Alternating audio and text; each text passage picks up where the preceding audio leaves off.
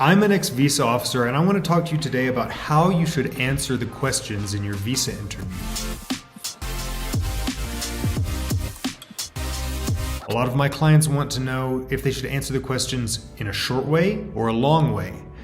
There's a lot of people out there that are telling you to answer the questions in a very short way, give as little information, say as little as possible. That's absolutely not true, okay? But there is also a way that you can give a long answer that's not correct. So you don't just want to give a long answer, you want to give a full answer, right? You could give a long answer just talking and talking and talking, and you're not giving any information that supports your case, that lets that visa officer know some information about you that's going to help them get to the point where they feel confident about issuing your visa. You need to give a full answer. That's an answer that's not short, but also everything that you're telling them is giving them a reason to issue your visa. Okay? When they ask you these questions, what you should be thinking is, how do I make them know who I am? I need to bring my story to life for this visa officer. I need to tell this visa officer about my studies, my family, my finances, my work, my occupation, my previous travels. Whatever it is that supports your application, that's the information you need to bring to the forefront. Okay? A lot of my clients, they've got a long story. A lot of stuff has happened to them.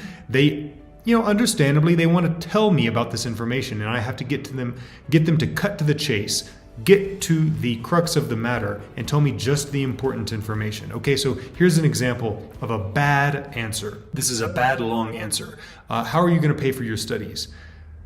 Well, officer, it's actually, I'm going to be paying, but it's in my account. But my mother actually, she's the one who's been putting the money into my account. And there's two bank accounts that have funds in it, but one of them has funds in local currency and the other one has funds in US dollars. Okay, you've already lost them, right? None of that matters to the decision. What they need to know is how much money is there, okay?